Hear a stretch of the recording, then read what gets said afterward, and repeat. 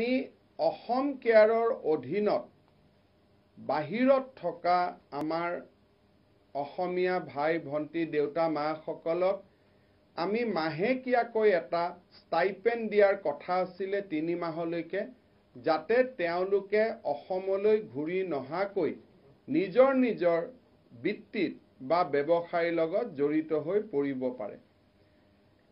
বাহিৰতো উদ্যোগবিলাক খুলিছে, দোকান পোহাৰ খুলিছে। তেওঁলোক পূজাৰ সময়লৈকে অসমত আহিলে হ'ব।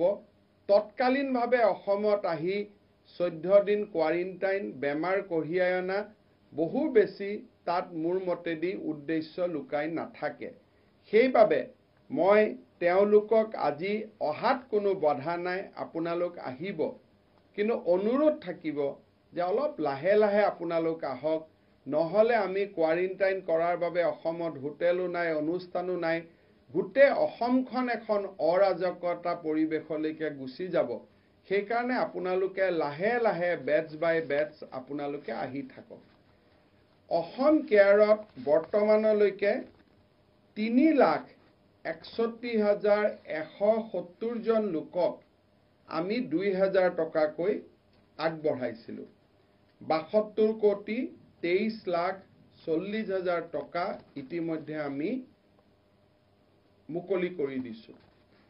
আজি এই সাংবাদিক মেল শেষ হোৱাৰ লগে লগে আমি অসম কেয়াৰৰ অধীনত ৰেজিষ্টাৰ কৰা অসমৰ বাহিৰত থকা, ইয়াৰ মাজত 2-এজন হয়তো একেদিনত অসমৰ ভিতৰত সোমাইছেও, আমি সিমানলৈকে টেকনিকেল ডিটেইলছলৈকে যোৱা নাই। এই 3,61,170 লোকক আমি অহাকালিৰ ভিতৰত 2,000 টকাৰ সেকেন্ড ইনষ্টলমেন্টটো আমি ৰিলিজ কৰিবৰ বাবে সিদ্ধান্ত লৈছোঁ। সো 70 কোটি আমি আগতে আৰু দিছোঁ, আজি আমি আৰু 70 কোটি টকা ৰিলিজ কৰি দিছোঁ, যাতে তেওঁলোক য'তে আছে অকণমান হ'লেও আমি যাতে তেওঁলোকৰ জীৱন নিৰ্বাহত সহায়ক হ'ব পাৰোঁ, তাৰ বাবে we are releasing 2,000 rupees more। মই যথেষ্ট গৌৰৱেৰে সৈতে ক'ব পাৰোঁ যে অসমেই ভাৰতবৰ্ষৰ এনেকুৱা একমাত্ৰ ৰাজ্য য'ত দ্বিতীয় ইনষ্টলমেণ্ট প্ৰবাসী লোকসকলৰ বাবে মুকলি কৰি দিছে, আৰু এই টকা অহাকালিৰ ভিতৰত বা পৰহিৰ ভিতৰত সকলোৰে বেংক একাউণ্টত গৈ জমা হ'ব। মুখ্যমন্ত্ৰী সোণোৱাল ডাঙৰীয়াৰ চৰকাৰখনৰ মানৱ দৰদী আৰু অসমৰ ৰাইজৰ প্ৰতি থকা প্ৰেমৰ আৰু এটা প্ৰমাণ আজি অসমৰ ৰাইজে দেখা পাইছে। আৰু আমি ইতিমধ্যে ৰাইজক কৈছোঁ যে অহা মাহতো আমি থাৰ্ড ইনষ্টলমেণ্ট এটা দিবৰ বাবে সিদ্ধান্ত লৈছোঁ। ফাৰ্ষ্ট ইনষ্টলমেণ্ট আমি month of April and May first week দিলোঁ। সেকেন্ড ইনষ্টলমেণ্ট আজি আমি ৰিলিজ কৰি দিলোঁ, and we are going to release third installment in the month of June. গতিকে আপোনালোকে যদি নহাকৈ থাকিব পাৰে, লাহে লাহে আহিব পাৰে, বেটছ বাই বেটছ আহিব পাৰে, আমি আপোনালোকক আদৰণি জনাম। ঠিক সেইধৰণে অসমৰ বাহিৰত যি 860 গৰাকী লোক এতিয়া ট্ৰিটমেণ্টত আছে, তাৰ কিছু লোক উভতি আহিলে। কালিৰ পৰা 104ৰ পৰা আমি চেক কৰিম। যিসকল উভতি অহা নাই তেওঁলোকলৈকে আমি 25,000 টকাৰ আৰু এটা ইনষ্টলমেণ্ট আমি তেওঁলোকলৈকে আগবঢ়াম। 200 মান ইতিমধ্যে উভতি আহিছে আউট অফ 860 সিভিয়াৰলি যিবিলাক ডিজিজত ট্ৰিটমেণ্ট ল'ব গৈছিলে। তেওঁলোকৰ যিসকল উভতি অহা নাই, it will take 3 to 4 days time data validate কৰাৰ কাৰণে, তেওঁলোকলৈকেও আমি 25,000 টকাৰ আৰু এটা অনুদান আগবঢ়াম। সো বাই টুমৰো 70 কোটি টকা আমি তেওঁলোকৰ একাউণ্টত মুকলি কৰি দিম। হিয়াৰ ইজ এ থাৰ্ড এনাউন্সমেণ্ট।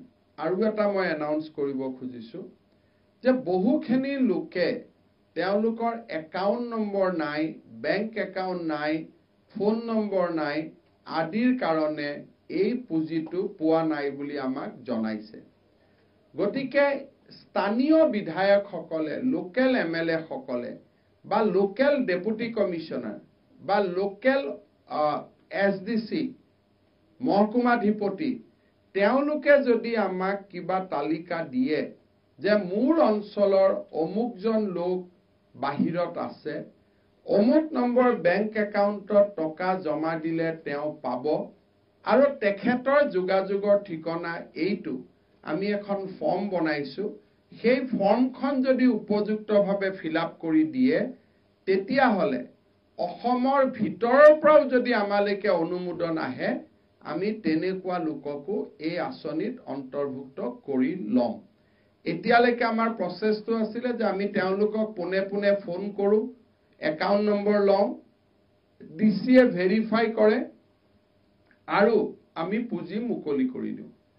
এতিয়াৰ পৰা আমি কৈছোঁ যে নহয়, যদি কোনোবা দেউতাক মাকেও আমাক জনায়, MLA আমাক জনায় যে মোৰ সমষ্টিৰ ইমান মানুহ বাহিৰত আছে, তেওঁলোকৰ একাউণ্ট নম্বৰ এইটো, ফোন নম্বৰ এইটো, যোগাযোগৰ ঠিকনা এইটো, এইখিনি যদি আমাক ডাটা দিয়ে বা ডিচি সকলে যদি আমাক দিয়ে, আমি ভেৰিফিকেশ্যন কৰি ল'ম আৰু সত্যাসত্য প্ৰমাণিত হ'লে আমি তেওঁলোককো এই পুঁজি মুকলি কৰি দিবৰ কাৰণে দায়বদ্ধ থাকিম। এই কথাখিনিও আজি মই আপোনালোকৰ আগত প্ৰকাশ কৰিব খুজিছোঁ।